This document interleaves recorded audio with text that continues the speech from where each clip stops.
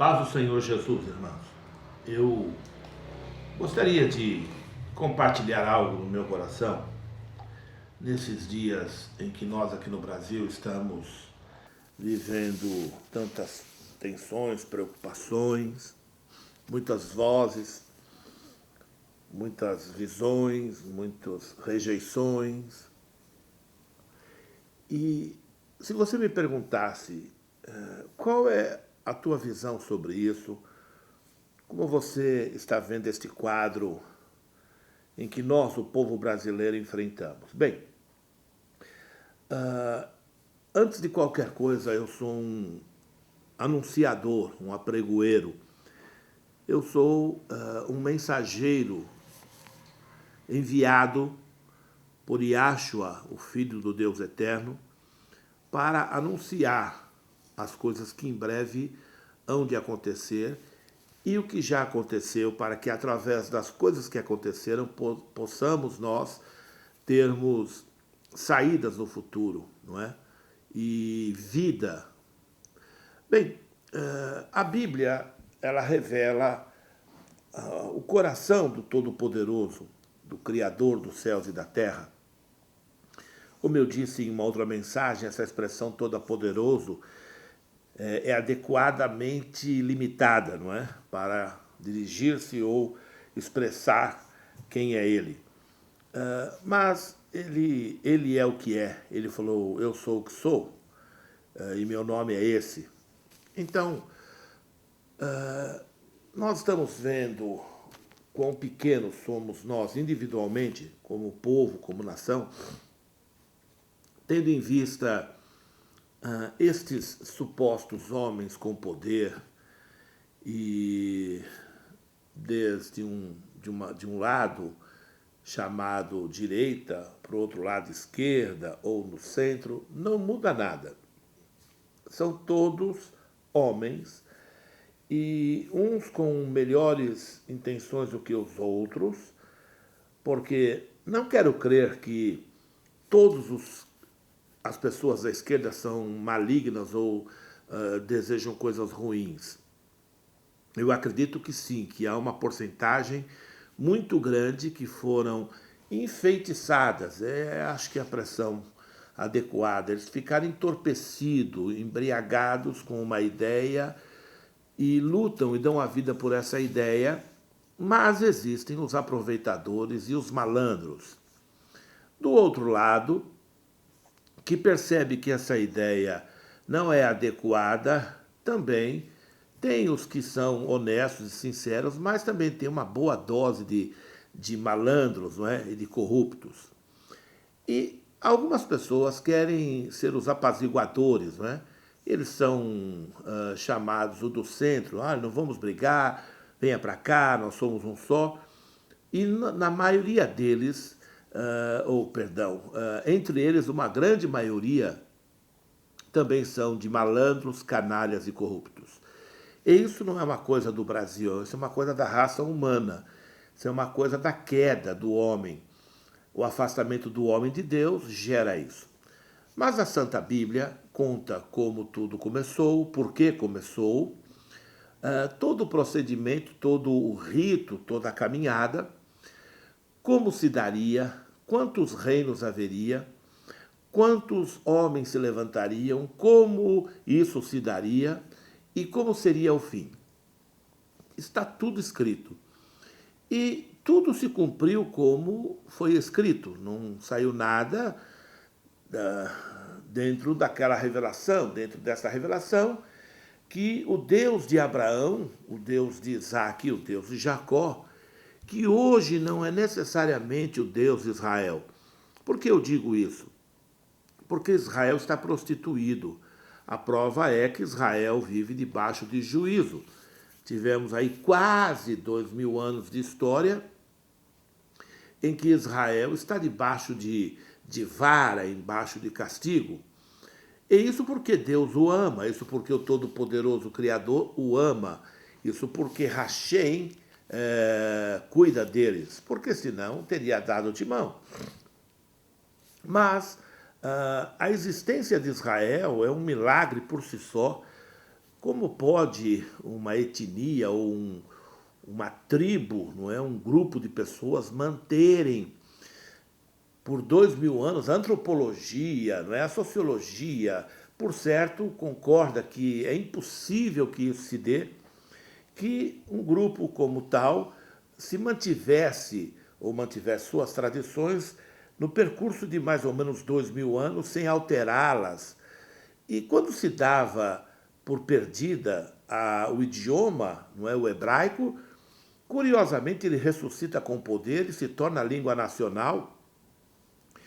E Israel vem a ser uma nação moderna, desenvolvida, porém frágil, frágil no que diz respeito aos seus limites, às dependências de algumas coisas, e tendo em volta dele aquele grupo de inimigos ferozes, não é? Agora mesmo estamos vendo o Irã novamente se levantar e dizer vamos exterminar com Israel. Só um lembrete, ninguém vai exterminar com Israel, porque o Todo-Poderoso falou que Israel é eterno. O Irã não é eterno. Biblicamente, o Irã vai perecer. Mas Israel é. Quer apostar? Quer ir para cima? Vá. Já sabemos a história. Tudo está revelado. É só você caminhar por ela. Mas para que isso seja feito, você terá que demandar tempo para estudar e, sobretudo, abrir seu coração e a sua mente para conhecê-lo, porque ele é um ser muito fino, muito glorioso, e por mais que você tenha a ideia equivocada de que ele é o Deus da plebe ou da gentalha, ele é o Deus dos deuses, ele é o Rei dos reis, ele que é o autor da inteligência. Ele não é inteligente, ele inventou a inteligência. Ele não é sábio, ele inventou a sabedoria. Ele não tem todo o poder, ele inventou o poder. Ele não pode ser delimitado por nossas ideias ou por nossos valores ou por nossa capacidade de pensamento. Então, ele entrega aos seus profetas, aos seus servos, e curiosamente que esses homens sempre estiveram envolvidos com a alta corte, isto é, sempre estiveram lá no alto dos principais governos da terra, e não de um governo de um país local, mas de impérios, não é? E nós temos como prova disso José, que foi o segundo homem no Egito, o Império Egípcio. Nós temos Daniel no Império Babilônico. E nós vamos caminhando e vamos vendo que sempre o Todo-Poderoso coloca pessoas dele nesses lugares estratégicos para que dê aos governos, dê às nações a oportunidade de escaparem. E agora, o Altíssimo está dando a oportunidade ao Brasil de escapar através, novamente, dos seus profetas, não é? E um profeta não necessariamente deva participar ou uma pessoa do meu círculo religioso. Deus não se limita a isso, como ele levantou Ciro, não é? E chamou-o de servo dele. Ciro não era judeu, e quem não reconhecer que foi Ciro que possibilitou a volta do povo de Israel para Jerusalém, para as terras de Canaã e a reconstrução da cidade e do templo, não conhece a história. Bem, tendo essa base, eu queria ler um salmo com vocês e nós pensarmos um pouco a respeito deste salmo. O salmo de número 2, nós chamamos de um salmo messiânico. E a gente vê a Torá se cumprindo em Yahshua HaMashiach ou em Jesus Cristo. Mas vamos ver além, um pouquinho além, que está tão claro e não precisa ser nenhum místico, nada disso para entender o que o Todo-Poderoso está revelando. Olha assim, por que se amotinam as nações e os povos imaginam coisas vãs? Isto é, por que as nações se juntam e ficam com ideias doidas? Isso está referindo-se a respeito de Israel. Verso 2: os reis da terra se levantam e os príncipes juntos se macumunam contra o Senhor e contra o seu ungido, dizendo. Então veja, todo mundo se reúne para ir contra o Criador, dizendo. Bem, vamos só um instante aqui. Essa palavra ainda não se cumpriu, ela vai se cumprir ainda. Uma parte dela já se cumpriu, então é curioso como a profecia sempre tem dois tempos, não é? E aqui mais uma vez, essa profecia se cumpre em boa parte nos dias de Yahshua, Jesus Cristo, mas ela vai se cumprir também no final. E esse texto que acabamos de ler fala do final dos dias, mostrando que haverá uma união de nações para levantar-se contra o Deus de Israel. Bem, você fala assim, não é contra o Deus de Israel, é contra Israel. Olha, se você se levantar contra meu filho, você se levanta contra a minha pessoa. Se você se levantar contra a minha casa, você está se levantando contra a minha pessoa. Se você perseguir Israel, você está perseguindo o Todo-Poderoso, o Criador de todas as coisas, porque Ele é o Deus de Israel. Se eu fosse você, eu seria mais prudente. E ao invés de perseguir a esse glorioso Criador, eu me renderia a Ele e me submeteria e o adoraria. Verso 3. Rompamos as suas ataduras e sacudamos de nós as suas cordas. Isto é, vamos tirar a cultura chamado judaica cristã de nossa história. Vamos abolir essa ideia e vamos mudar o conceito de família e vamos dizer contra o que o Altíssimo estabeleceu. Esse negócio de o homem ser o cabeça do lar e a mulher submeter, isso não é mais para o século XXI. Nós não queremos mais essa coisa de não pecar, de não se prostituir, de não mentir, de não roubar, de não enganar, de não defraudar. Não, retire de nós as tuas ataduras, retire de nós aquilo que ainda nos mantém pelejando com aqueles que lutam para que isso continue.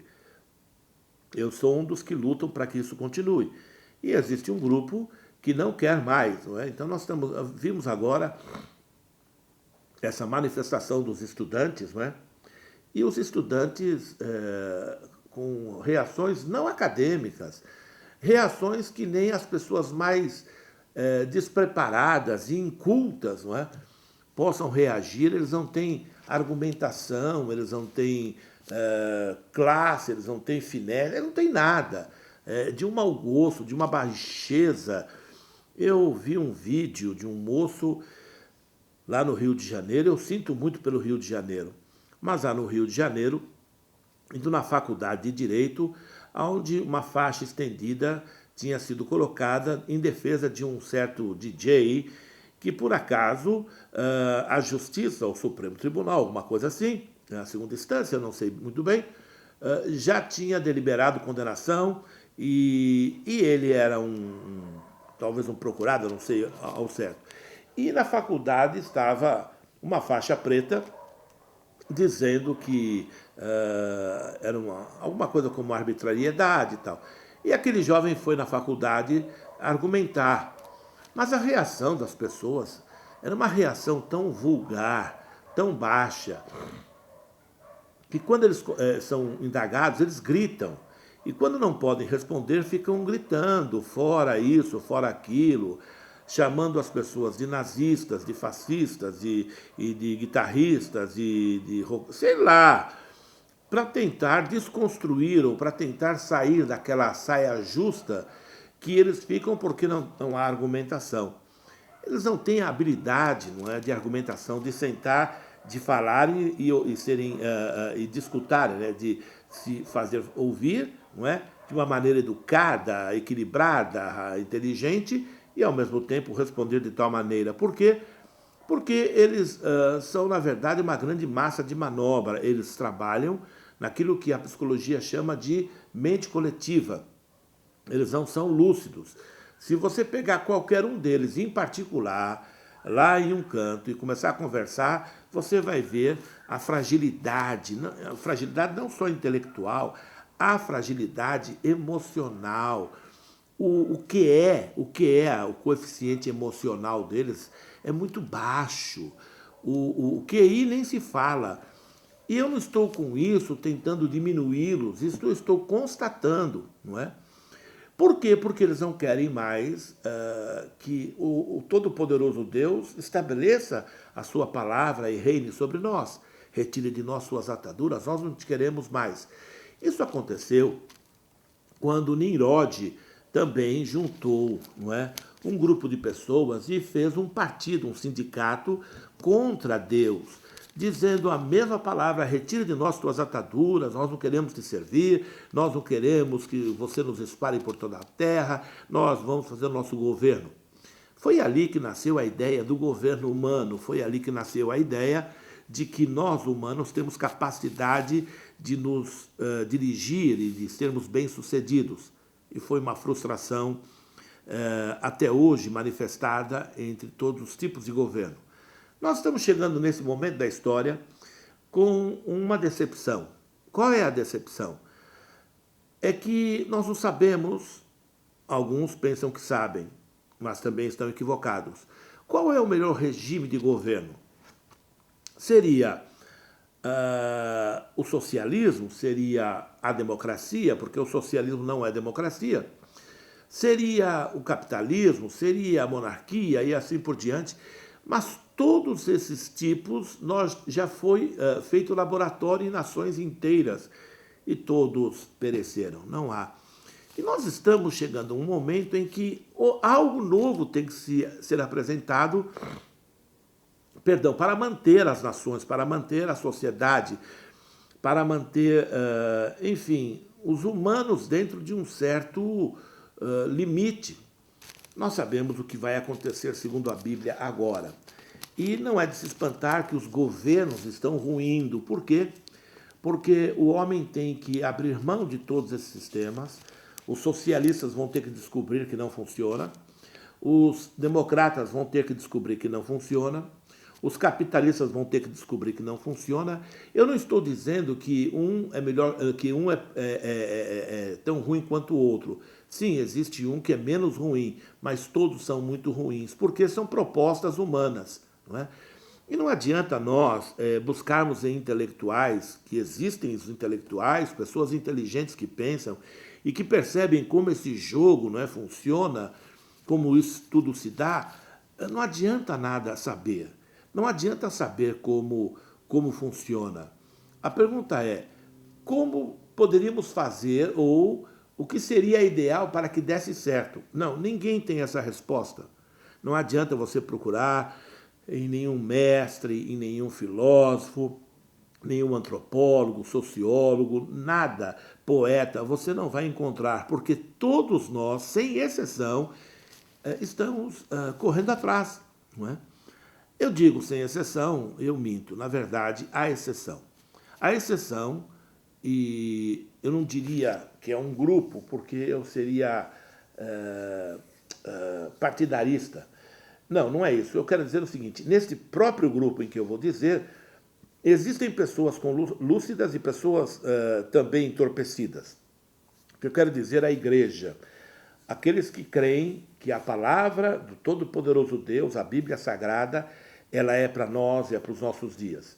Mas existem pessoas que usam da mesma palavra para acabarem fazendo um monte de loucuras ou se aproveitando, seduzindo, usando de uma melhor habilidade no ler e entender e expor essa palavra para se beneficiar em cima dos pequenos, para se locupletar com coisas, não é?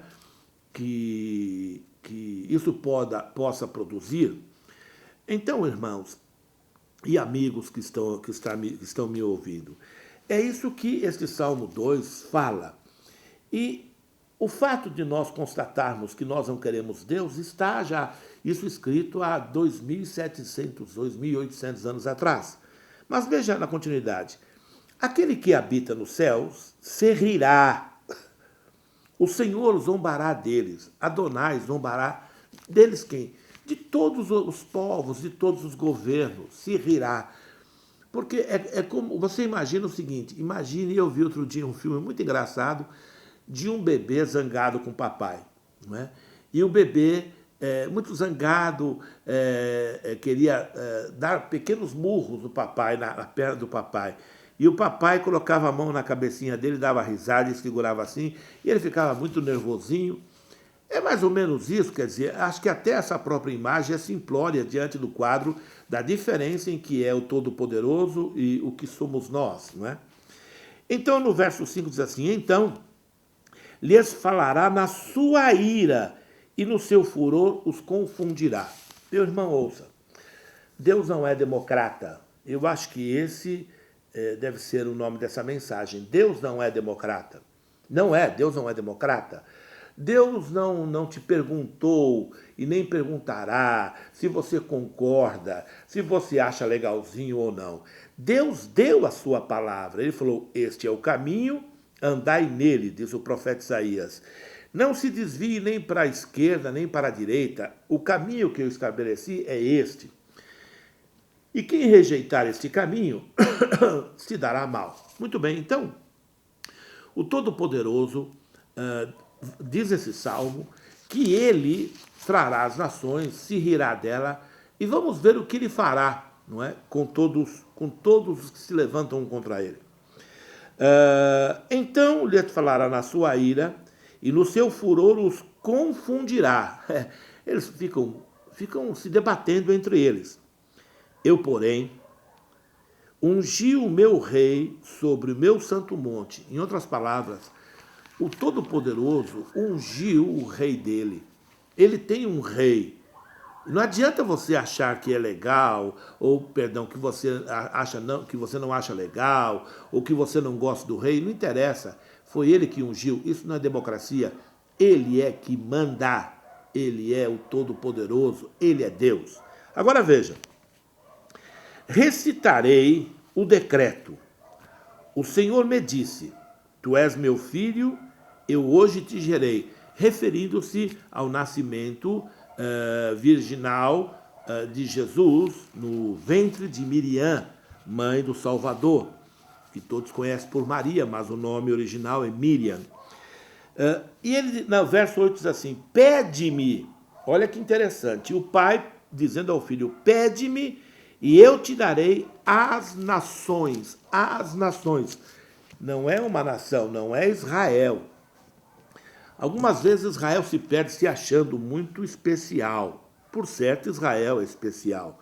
Por certo, é uma nação maravilhosa. Por certo, é o povo gerado por Hashem. Mas ela não é a única nação, ela tem um propósito entre as nações, assim como o primogênito tem um propósito. Então, poderíamos comparar que Israel é como o primogênito entre muitos filhos. Ele diz aqui, peça-me ou pede-me, eu te darei as nações por herança e os confins da terra por sua possessão. Meu amigo, confins da terra é aqui onde eu estou. Confins da terra é a América Latina, é a Patagônia. Confins da terra seria a Austrália, Oceania. Confins da terra seria, enfim, a África do Sul, porque aquele centro da Ásia e do Oriente e até da Europa já era conhecido. Ele estava referindo-se a algo que ainda não aparecia nos mapas, dizendo que tudo isso seria de fato do filho dele. Agora veja o que o Todo-Poderoso vai dizer sobre o filho. Tu, dizendo aos filhos, os esmigalharás com uma vara de ferro. Não tem nada de democrático aqui. Não tem nada de misericordioso aqui. Não tem nada de bondade aqui. Aqui é porrete no lombo. Tu os despedaçarás como um vaso de oleiro. Quer dizer, um vaso de barro em que você bate a madeira e despedaça que não sobra nada. Agora, pois, ó reis, sede prudentes, deixai-vos instruir, juízes da terra. Ora, o que eu diria, Supremo Tribunal Federal, Congresso Brasileiro, Câmara dos Deputados, Assembleia Legislativa, Câmara do Estado, Governo Estadual, secretários, professores, permitam-se ser instruídos. Então, no verso seguinte diz assim, servir ao Senhor com temor e alegria, com temor, com tremor.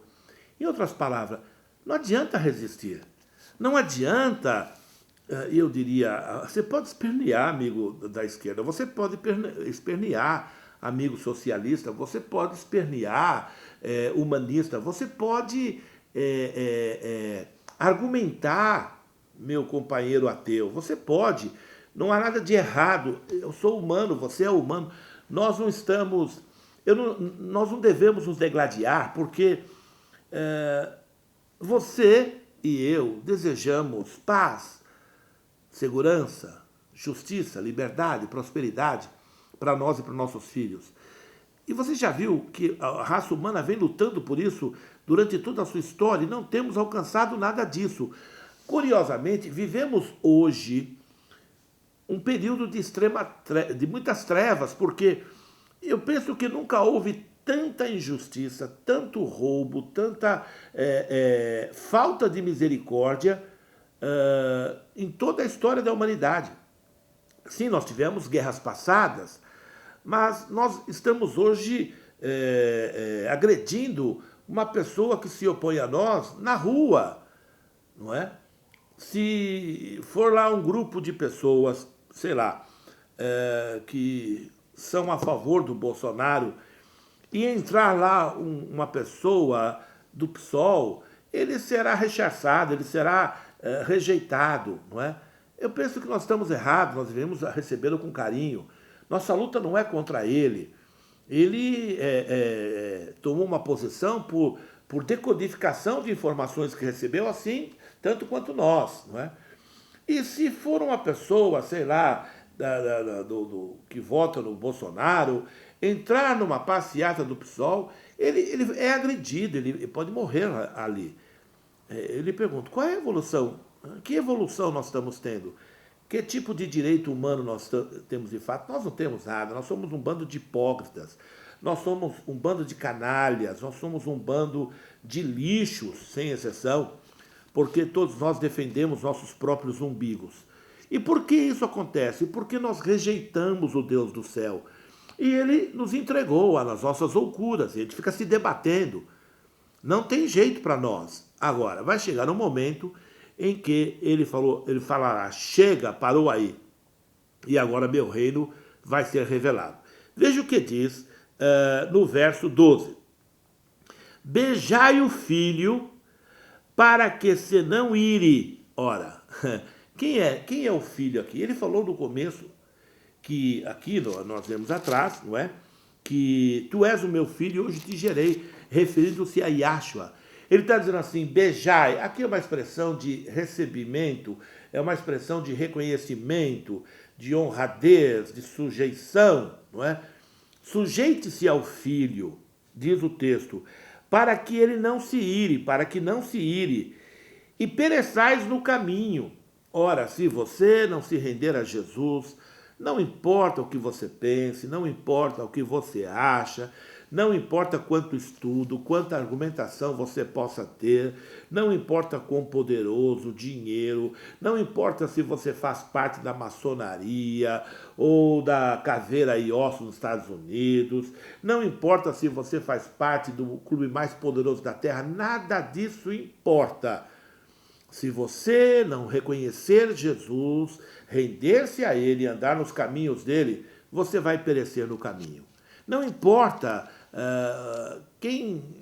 se é homem, mulher, americano, inglês, alemão ou africano, nada disso tem valor diante do Filho do Todo-Poderoso. Agora veja, diz assim, quando em breve se inflamar a sua ira, dizendo que ele, o Filho, vai ficar inflamado e na ira. Então, pessoal, não, Jesus é amor, até. Ele é amor até inflamar a ira. A expressão lá em Apocalipse que os poderosos da terra se esconderão nas cavernas da terra, e nos buracos e debaixo dos rochedos. Curioso, né? Os ricos estão fazendo esses bunkers com comidas. Eu vi até uma reportagem daquele autor de livros, Paulo Coelho, se eu não me engano, dizendo que ele fez um bunker para ele lá. Ele morre de medo de morrer, não é? Porque ele não teve um encontro real com Cristo. Se ele largasse a feitiçaria e corresse para Jesus, ele iria descobrir que a morte já foi vencida. E curiosamente a Bíblia diz que nós faríamos isso, os poderosos fariam isso. Claro que o pobre não pode. Eu fico ouvindo pessoas dizerem assim: irmãos, esses que creem que a igreja não será arrebatada antes, mas que passará pela tribulação, dizem assim: irmãos, nós temos que ser prudentes e nos preparar. Preparar como? Não, temos que ajuntar comida em latas e ser prudentes. Meu amigo, nós aqui no Brasil, os pobres, não temos o que comer no dia a dia. Para com essa doutrina diabólica. Quer dizer que o Deus da Bíblia, que diz que ele deu fé aos pobres e que ele é o Deus das viúvas, dos órfãos, do estrangeiro, do desamparado, ele deixou de ser isso e passou a ser Deus dos poderosos que fazem bunkers, não é? Então, ele diz o seguinte, que a ira, e lá no Apocalipse diz assim, que eles se esconderão debaixo dos montes, dizendo assim, esconda-nos da ira do cordeiro. Curiosamente, não é da natureza do cordeiro, da ovelha, a ira. Mas por que aqui diz isso? Porque Yahshua, ele veio como cordeiro, como disse uma outra mensagem, ele veio como Messias, ele não virá mais como Messias. Embora o nome se refere, que nós nos dirigimos a ele, a gente use essa expressão Machia, não é? O ungido, o Cristo, não é? Porém, ele não é mais um Messias, ele não vem fazer uma obra de redenção ou de restauração, ele vem fazer uma obra de tomada de reino, porque a obra foi feita. E nesse dia ele virá com ira. Grande ira. A mortandade será uma coisa absurda. E se você falar assim, puxa, como pode ele fazer isso? Ele fará. E ele já demonstrou que faz. No dilúvio ele fez, em Sodoma e Gomorra ele fez, no Mar Vermelho ele fez, ele faz. Ele faz isso. Tem um limite, ele permite até aquilo. Passou daquilo e nós estamos com a tampa já balançando, assim, ó, na fervura dos nossos pecados, não é? Na podridão, no fermento da nossa podridão, a panela já está cheia e a tampa já está balançando pelo borbulhar do nosso mau cheiro. Qualquer momento desse, isso irá acontecer. Deixa eu encerrar dizendo o seguinte, o último versículo, bem-aventurado todos aqueles que nele confiam. Bem-aventurado quer dizer, se dará bem, será bem-sucedido, ou dá a ideia de que esses se estarão fora desta coisa toda. A minha proposta é nós voltarmos a Deus. Sim, nós voltarmos a Deus como nação. E eu fico vendo muitos irmãos em Cristo achando que não, pessoas que se dizem cristãs lutando por socialismo. Eu antes era mais ponderado, hoje eu digo, você não conhece Deus, não se engane, eu estou dizendo com carinho, mas com muita segurança, você não conhece a Deus. A teologia pode encher tua cabeça dizendo que você conhece, mas você não conhece a Deus. Quem conhece a Deus não luta por socialismo, porque sabe que não há reino neste mundo que funcione. Ele luta por paz, ele luta por tranquilidade. E, segundo a Santa Bíblia, nos ensina que nós devemos orar, não é? Pelas autoridades, o apóstolo Paulo diz a Timóteo, para que tenhamos vida sossegada. Ele não diz assim, orai para que o presidente Bolsonaro seja... Não. Para que o presidente Bolsonaro conduza a nação de tal maneira que nós vivamos sossegados. Ora, eu oro para que o nosso presidente, eu votei nele, E se você me perguntasse, já tenho um candidato para 2022, já escolhi um, e você quer saber? É Bolsonaro 2022. Por quê? Porque ele, pelo menos, ele não burla a ideia da fé. Ele é um católico, ele não burlou. Alguém falou assim, mas ele foi blefar no Rio Jordão batizando-se. Ele não foi blefar, é bíblico. Se você perguntar a um presbiteriano é batizado quando pequeno e depois ele vai confirmar o batismo. Nós evangélicos fazemos o segundo batismo. Quando pequenos na Igreja Católica fomos batizados e agora quando adultos batizamos também. E ele estava do lado de muitos irmãos e os irmãos o levaram a isso. E ele pode ter feito um jogo político? Pode, mas ele fez isso, está fazendo durante muito tempo. Ele estabeleceu seu lema de governo, um versículo da Bíblia. Ele declara o temor de Deus. Ele fala Brasil acima de tudo e Deus acima de todos e Rachem acima de todos. Ele foi a Israel religar os laços que tinham sido rompidos pela esquerda. Então, por essas e outras coisas, por ele ter filhos equilibrados, casados, enfim, e formados, não é? É que eu voto nele, porque ele se enquadra nos padrões bíblicos. O que precisará para que ele faça um bom governo? Deus. Ele precisará de Deus. Por quê? Porque é Deus que dá ao homem esta capacidade. Então a nós cabe orar para o nosso presidente Jair Messias Bolsonaro e que nossa nação tenha juízo. Teremos aí uma manifestação dia 26. E alguém me perguntou, o que você acha? Eu acho que é corretíssimo. Eu acho que o povo deve ir à rua sim. E não pelo Bolsonaro, não é pelo Bolsonaro. Não se preocupem com o Bolsonaro, porque o Deus que colocou o Bolsonaro lá é o Deus que mantê-lo na condição de poder. Porém, nós temos que protestar contra as câmaras, o Congresso e a Câmara dos Deputados e o Supremo Tribunal Federal, porque ninguém suporta mais a vergonha, não é? É uma vergonha literal, uma vergonha como eles deliberam. Por muito tempo, eles mantiveram a ideia de que nós éramos idiotas absolutos. E nós não éramos absolutos, nós éramos idiotas, não é? Mas no momento em que as informações foram